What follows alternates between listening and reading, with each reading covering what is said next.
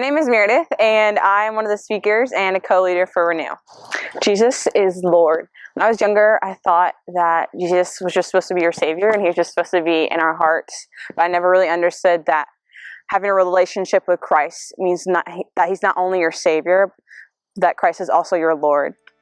The idea of lordship was something really hard for me to grasp as a kid growing up in church whose dad was a pastor, and I was always expected to do the right thing and to say the right answer and always expected to be perfect. And so I thought that having a relationship with Christ just meant that I needed to do as many good things as I could, and if I did enough good things, then Jesus would love me.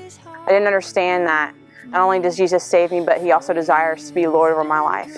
Romans 10:9 says, "For if you confess with your mouth that Jesus is Lord and believe that Christ raised Him from the dead, you will be saved." Understanding that verse and reading that verse after I realized that what it means for Christ to be Lord gave me a whole new meaning for my life.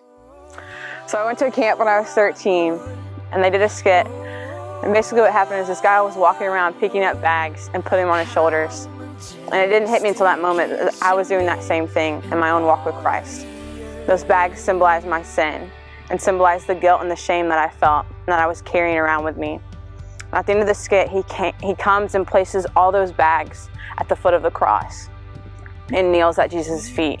And until that moment, it never clicked to me that I don't have to work for my salvation. God doesn't care how many good things I do. He wants me to give Him my life. Christ not only wants to have control over my heart and to be Savior of my heart, but He also wants to have control over my hands and the things that I do with my life. And that's when Jesus became my Lord. I finally understood that Christ doesn't just want me to do good things for Him. He wants me to be all in my relationship, for me to make Him Lord over everything in my life, for Him to be Lord over all my decisions, over all my wants, over all my desires, over all my dreams.